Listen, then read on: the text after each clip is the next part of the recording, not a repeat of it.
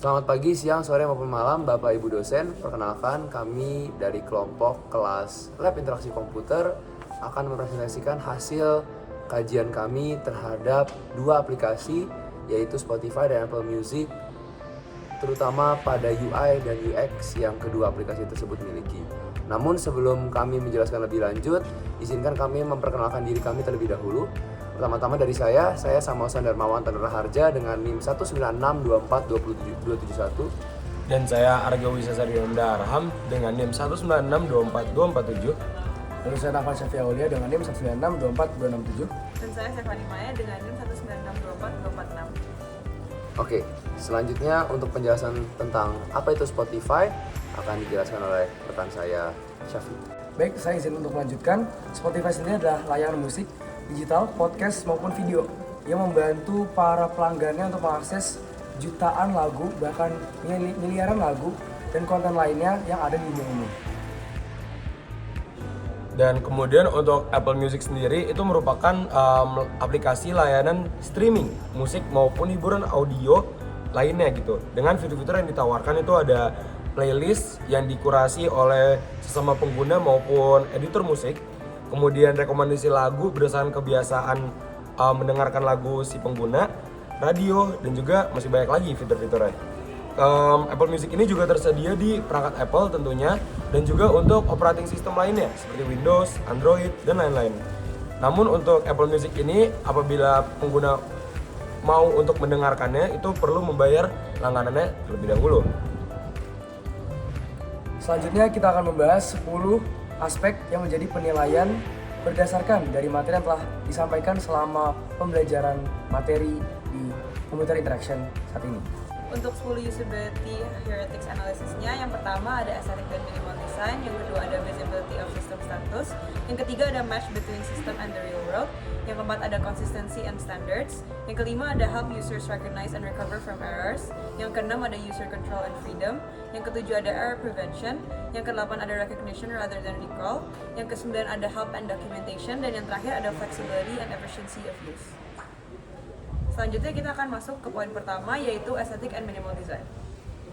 Baik, dimulai dari Spotify terlebih dahulu. Spotify sendiri sudah memiliki desain yang simple dan cukup estetik untuk dipandang. Tidak banyak perhiasan ataupun desain-desain yang tidak perlu dan tidak relevan dengan desain utama dari Spotify itu sendiri. Selanjutnya adalah Apple Music. Apple Music sendiri memiliki tampilan yang simple dan juga mudah dimengerti. Semua fiturnya juga mencakup hal-hal penting dan berkaitan dengan keperluan user untuk mendengarkan musik. Selanjutnya ada visibility of system status. Dimulai dari Spotify, di mana Spotify juga sudah berhasil untuk memberikan petunjuk bahwa lagu sedang bermain, lalu juga lagu apa yang bermain dibuktikan dengan highlight hijau yang muncul ketika lagu tersebut di-play. Selanjutnya untuk Apple Music, tampilan yang ditunjukkan saat melakukan play musik sangat efisien dan memberikan kejelasan kepada user apa saja controls yang dapat digunakan saat sedang memainkan musik. Kemudian selanjutnya adalah match between the system and the real world. Dimulai dari Spotify, di mana klasifikasi musik yang terdapat pada aplikasi Spotify itu sesuai dan relevan dengan pengetahuan umum terkait aspek-aspek apa saja yang ada pada dunia nyata dalam dunia permusikan. Kemudian untuk Apple Music, fitur-fitur yang terintegrasi ke dalam Apple Music sendiri membantu user dapat tetap terkoneksi dengan tren masa kini dengan adanya berbagai mix yang dapat di-play oleh user. Kemudian selanjutnya adalah consistency and standards. Dimulai dari Spotify sendiri, Spotify juga sudah berhasil berupaya untuk menjaga konsistensi dari desain dan estetikanya dalam setiap update yang dikeluarkannya. Lalu, dari setiap panel terdapat di Spotify seperti panel search, panel home, panel library, dan juga panel premium, mereka memiliki konsistensi dalam warna ataupun estetikanya itu sendiri. Selanjutnya untuk Apple Music, karena Apple Music sendiri di bawah naungan Apple, maka Apple memiliki aplikasi-aplikasi yang memiliki fungsi yang serupa dengan Apple Music. Dan adanya konsistensi dalam desain dan estetika yang dimiliki oleh aplikasi-aplikasi yang di bawah naungan Apple. Kemudian selanjutnya adalah help users recognize and recover from errors. Dimulai dari Spotify, Spotify sendiri sudah berhasil untuk memberikan peringatan apabila terjadi kesalahan dalam panel search yang dilakukan oleh users. Lalu juga Spotify berhasil untuk membuktikan bahwa ketika musik tersebut tidak ada koneksi, otomatis tidak bisa melanjutkan musik yang sedang bermain. Kemudian selanjutnya untuk Apple Music, apabila terdapat suatu masalah ataupun error, disediakan hal untuk membantu menyelesaikan masalah dan memberitahu penyebab dari error yang terjadi sehingga user dapat memperbaiki error tersebut dengan cepat. Selanjutnya ada dari user control and freedom. Pertama-tama dari Spotify sendiri, Spotify memberikan pengalaman bagi user yang enak dan memudahkan user dalam memiliki kebebasan dalam mengontrol apa yang ingin ia operasikan pada aplikasi Spotify itu sendiri. Dapat dilihat bagaimana banyaknya opsi yang bisa dipilih oleh user itu ketika misalnya mengoperasikan pada satu lagu tertentu. Kemudian untuk Apple Music, user tuh diberikan banyak opsi, mulai dari menambahkan lagu, di mana menambahkan lagu di sini tuh bisa menambahkan lagu ke playlist atau ke next song yang sedang kita dengarkan gitu. Kemudian kita juga bisa melihat lirik lagu dan juga melihat list lagu yang akan diputar atau yang sedang diputar gitu. Kemudian juga kita bisa mengkostumisasi sidebar di sebelah kirinya dan masih banyak lagi.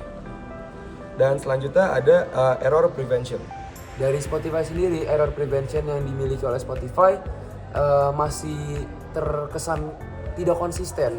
Saya katakan seperti ini karena ketika kami mengkaji, kami melihat ada beberapa perbandingan yang tidak sesuai, di mana misalnya ketika dalam fitur menghapus playlist, kita mendapatkan konfirmasi kembali dari pihak Spotify dari aplikasinya bahwa apakah kita benar-benar ingin menghapus playlist tersebut.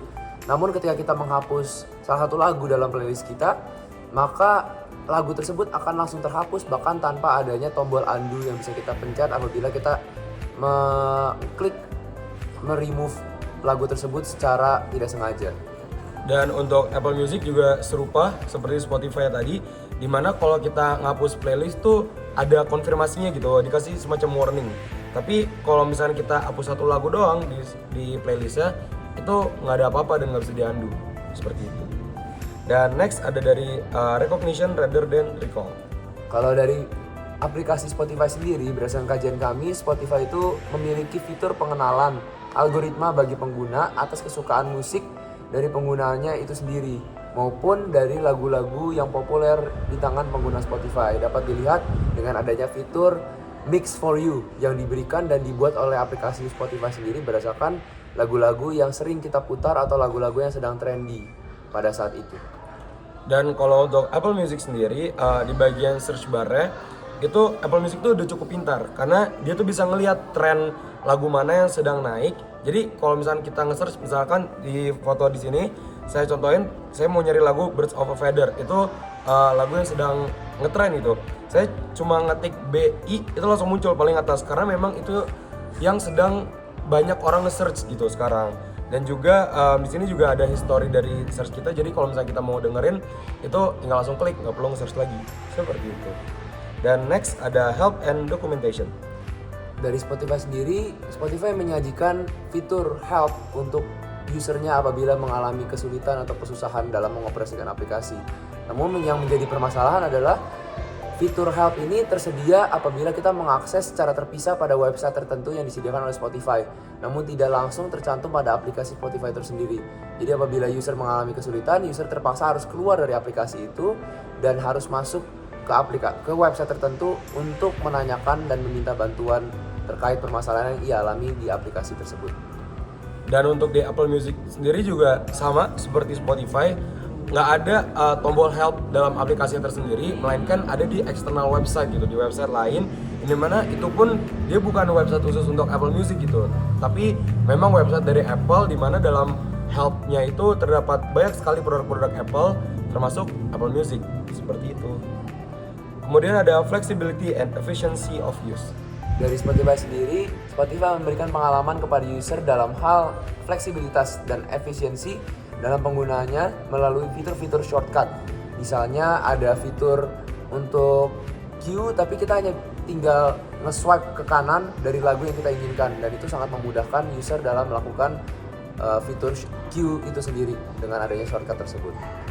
Nah, kalau dari Apple Music sendiri, yang saya coba yaitu dengan menggunakan iPad, itu kita bisa sesimpel, misalkan kita mau nambahin lagu atau ada satu lagu, kita tinggal tahan, dan itu langsung muncul banyak banget opsinya. Bisa ngelihat credits dari lagu itu, bisa add to library, add to playlist, next queue juga, dan masih banyak lagi pokoknya. Dan udah selesai. Sekian presentasi dari kami. Terima kasih karena sudah mau mendengarkan dan sampai jumpa. Terima kasih. Terima kasih.